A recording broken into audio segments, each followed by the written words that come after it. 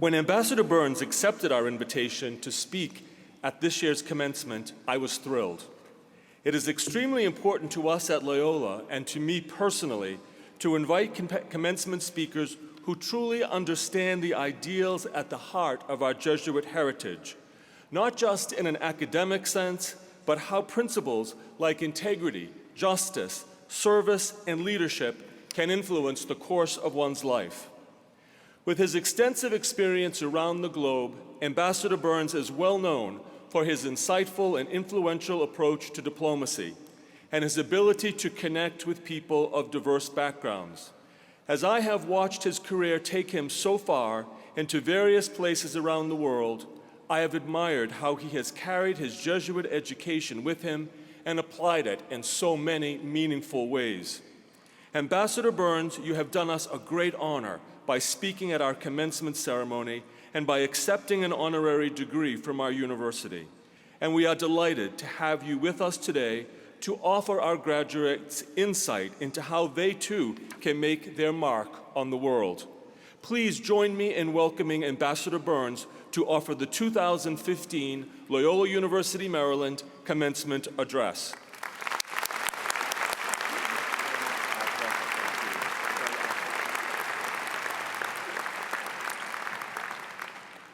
Good morning, ladies and gentlemen. Good morning, members of the graduating class. Let me say first how grateful I am, how proud I am to receive this honorary degree from Loyola, Maryland today. And let me be the first to congratulate Father Linane on his honorary degree.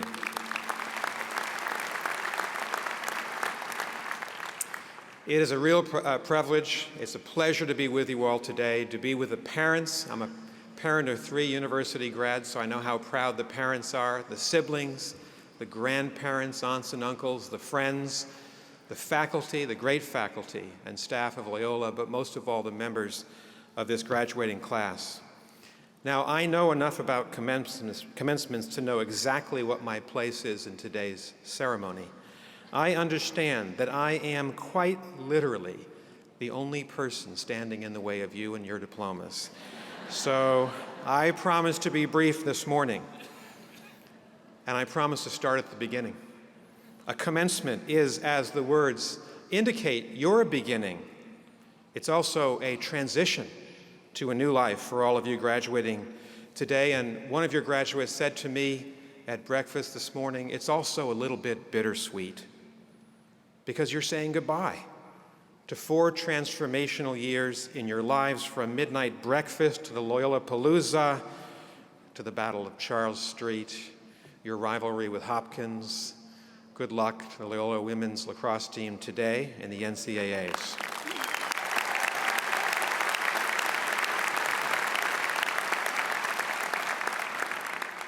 You're making, if you think about it, a singular transition today on this one day, in fact, in about 1 hour, from students to alumni of a great university, and Loyola is a great university. It has a venerable mission, the Jesuit Catholic mission of service to others, of doing more for our society and more for the world. When I first heard from Father Linane, we had a couple of conversations by phone. I was impressed by the clarity with which he described you as students, your university, your mission. He said you stand for justice for those on the margins of our society, and you stand for peace in our country, and we need that peace. And you stand for peace in the world. Those are unmistakably clear principles that illuminate the path ahead for your future as a university and for your individual futures as Loyola graduates. Now, as graduates, you have to be focused first and foremost on your next step beyond Loyola. Many of you prepared resumes that chronicle who you are and what you've done and what you hope to do and what you hope to become. One of America's most brilliant journalists is David Brooks, a columnist from the New York Times, and he's just published a book called The Road to Character, in which he examines what he calls the 2 sets of virtues, those resume virtues that you've been thinking about, but also eulogy virtues. Resume virtues are what the name implies. It's your list of skills and experiences designed to convince somebody hopefully to hire you. Eulogy virtues are what you hope people might say about you at the end of your life. In David Brooks's words, whether you were kind, whether you were brave, whether you were honest, whether you were faithful. And his argument is, and we all know this deep down in our hearts, that the eulogy virtues are ultimately much more important than the resume virtues. And he laments the fact that in modern America, we as parents, we as educators, and sometimes even students, of course, place immediate emphasis on getting that job, finding that internship, raising that GRE, GMAT score, more than on asking young people to set as a first-order life priority, as he describes it, how to build your inner character. Now, as I said, as a parent of 3 young women who are finding their way in the working world, I'll be the first to tell you that getting that job, getting health insurance, getting that first apartment is pretty darn important too. But as I am like you, the product of a Jesuit university, I truly believe that your Loyola education has given you something infinitely greater in these complicated and often vividly materialistic times. Character does matter.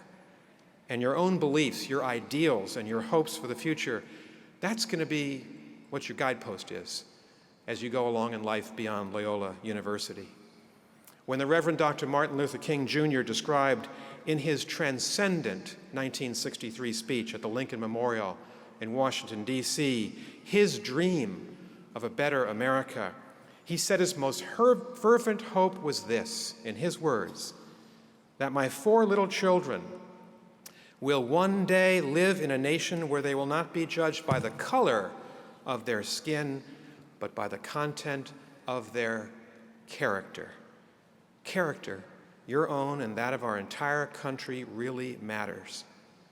And it's going to matter most when slowly but surely, over the next decade or two, the graduates of 2015 here in Baltimore, across the country, about 2 million of you, will take the reins of power in our society from those of my generation who wish you so well today. And that is, in a way, what your commencement represents. It's a changing of the guard. It's a transition in responsibility between our generation and your generation. It's a mission for you to take ever greater responsibility for our collective future. Not that we want to put too much pressure on you today. Think of it metaphorically as a relay race, and you're the runner on the oval track, and we are handing the baton, also on that track, to you. And that's what's really happening today here at your commencement. You're taking that baton of responsibility and leadership from your professors, from your parents, and you're going to spend much of the next couple of decades running a marathon or 2 or 3 in all the individual courses that your lives will take you. Some of you will become nurses, doctors, and technicians in our vast healthcare system so vital to each of the 315 million Americans who live in our country today. Others of you will teach our kids from kindergarten to university to be people of content and people of character. Some of you will likely become captains of industry on Wall Street, some small business owners on Main Street as you help to power the lifeline of our national economy. That's the lifeline of our country. A great many of you, and this will be particular to your generation, I think, will find work and life overseas, beyond our shores, beyond the Atlantic and Pacific. In fact, your generation very well may become the largest group of Americans living overseas in peacetime in our history. You'll be in the Jesuit Volunteer Corps. You'll be in the Peace Corps. You'll serve in the United States military. You'll serve in the U.S. State Department. You'll serve in the thousands of nonprofit institutions that are doing so much vital and good work to help poor people, to help the most unfortunate among us overseas. You'll serve in the global businesses that narrow boundaries that previously separated but now unite one continent from another. And we'll need some of you to still spend some of your life, at least part of your lives, in public service overseas, but also public service at home. In the PTA, to serve in the city council, to serve as police and fire officers, to serve in the Congress, and to serve in the presidency of the United States in Washington. And I did say the presidency. Not very many people knew of a young man named Barack Obama at the Columbia University Commencement in May of 1983. Political pundits hadn't heard of the young Ronald Reagan or the young Bill Clinton when they were your age. They were not then on the national radar screen. That came later, when an older Obama, an older Reagan, an older Clinton managed to combine purpose and passion, intelligence and drive, and a commitment to public service to reach the pinnacle of political power in our society. Why not one of you, young women, young men, as President of the United States one day?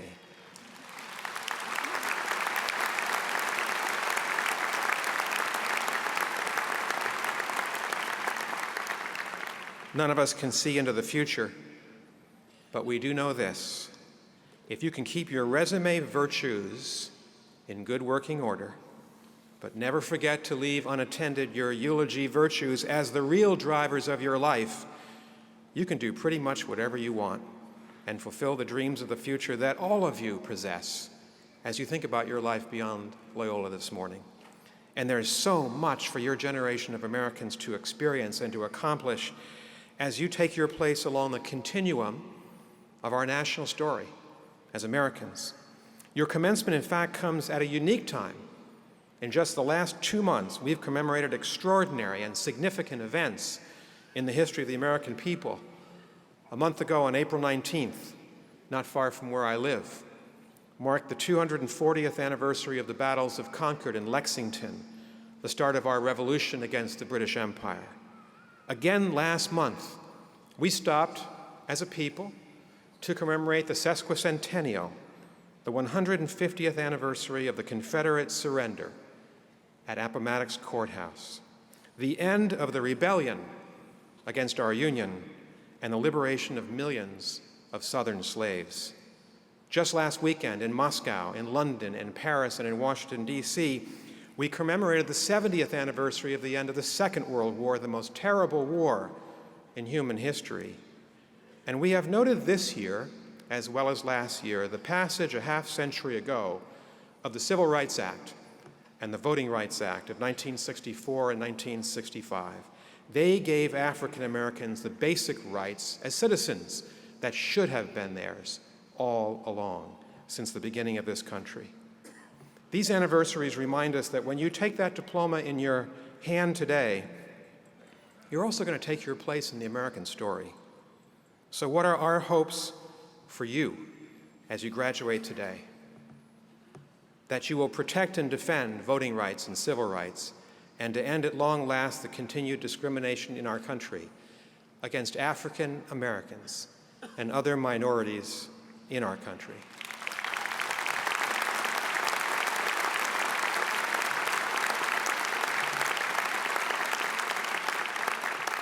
That after Ferguson, New York, Charleston, and now Baltimore, you'll help us to return peace to our streets and justice to our society.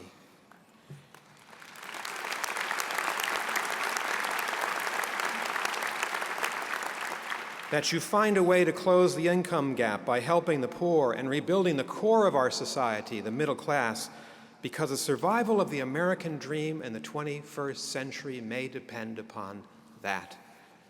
That you continue to support and honor those whose duty it is every day to protect us, our military, our fire department, our police departments, and our first responders, who risk their lives for us every day.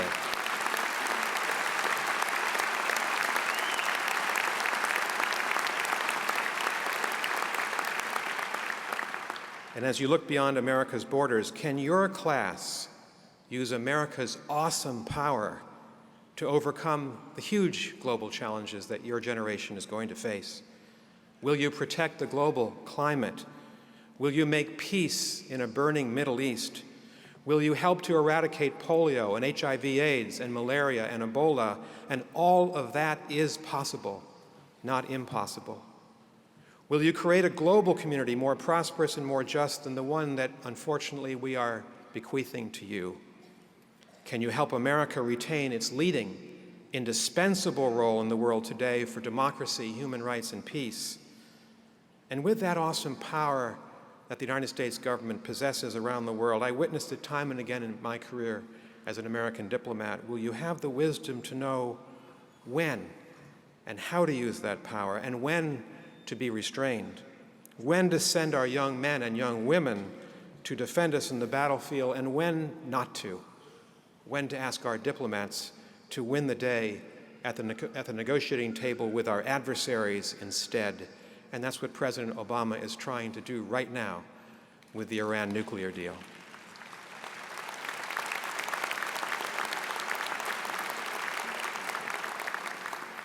And will you, as a generation of Americans, seek what the poet Tennyson asked us to find and to build a newer world of our best hopes and our most optimistic imagination? Are you ready to take that responsibility for the future of our towns and our cities, for America and for the world we live in? In the book of Isaiah, the voice of the Lord said, "Whom should I send? Who will go for us?" And a voice replied, "Here I am, send me." Theodore Roosevelt put it a different way at the Sorbonne in Paris 105 years ago this month. In a remarkable and memorable speech, Roosevelt said young people must make a fundamental choice whether to commit to live your life in the arena of public service. When my students at the Kennedy School come into my office, as they do just before graduation, to ask for career advice, I point to a famous quotation from that speech that Roosevelt gave at the Sorbonne in May 1910. And here is what he concluded about the responsibility that young women and young men have in our democratic society. He said, "It's not the critic who counts, not the man who points out how the strong man stumbles or where the doer of deeds could have done them better. The credit belongs to the man, and we will say today in our time, the woman, who is actually in the arena, whose face is marred by dust and sweat and blood, who strives valiantly, who errs and comes short again and again, because there is no effort without error and shortcoming. But who does actually strive to do the deeds, who knows the great enthusiasms, the great devotions, who spends herself in a worthy cause, who at the best knows in the end the triumph of high achievement, and who at the worst, if he or she fails, at least fails while daring greatly." And here's the most important line in the speech: "so that his or her place shall never be with those cold and timid souls who know neither victory nor defeat." All of us here today ask of you what has been asked of every generation of Americans before you. Live at least some part of your life in that arena of public service. Make us better. Redeem the promise of America, bring us forward, and make us, in Jefferson's words, an empire of liberty. And so, graduates of the class of 2015, we wish you the best as you leave Loyola today and as you live and write the history of our country and the world in the decades ahead. Congratulations to all of you.